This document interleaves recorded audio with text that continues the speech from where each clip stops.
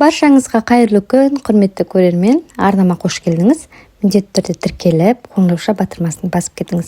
Бүгін сіздерге өте оңай, қарапайым жасалатын балғын керемет салаттың рецептімен бөлісемін. Өте қарапайым. Негізгі құрамы қияр, редиска және жұмыртқа, піскен жұмыртқа.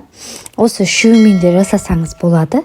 Мен кішкене түрлендіріп сіздерге идея болсын деп тағы да құрам қостым. Қазір соңына дейін видеоны көріп бақылап көріңіз.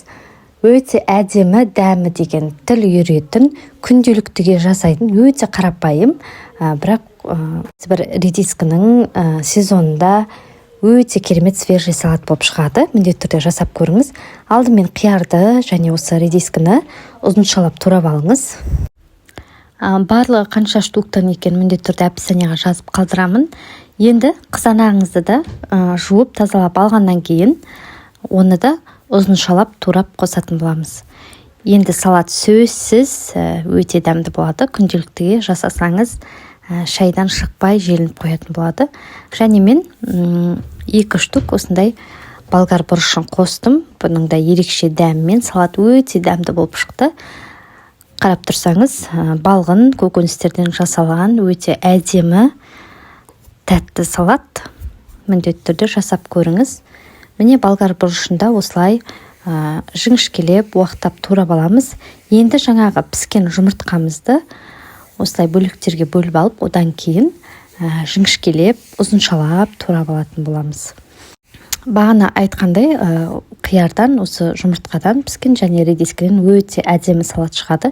Күнделікті үшеуін турап, майонезбен, чеснокпен орап былғап тастасаңыз, өте керемет, араластырсаңыз керемет салат болып шығады. Мен бүгін кішкене құрамына қызанақ, жаңағы бұрыш қосып түрлендірдім. Бұның өзі де өте керемет болып шығады. Сәтті, күнделікті ыстық тамақтармен бірге жегенге өте дәмді салат болып шығады. Міндетті түрде менімен бірге жасап көріңіз. Үстінен енді майонез салып, жақсылап араластырамыз. Одан кейін дәміне қарай шым-шым тұз салып жіберіңіз. Сол кезде өте дәмді болып шығады. Мен сарымсақ қоспадым.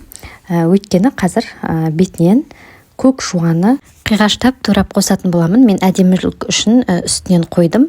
Кейін ішіне араластырдым, сондықтан сарымсақ қоса қоймадым. Әрине қалауыңызша сарымсақ немесе жуа қоссаңыз болады. Міне осындай өте балғын, дәмді, иісі мұрын жаратын салат дайын.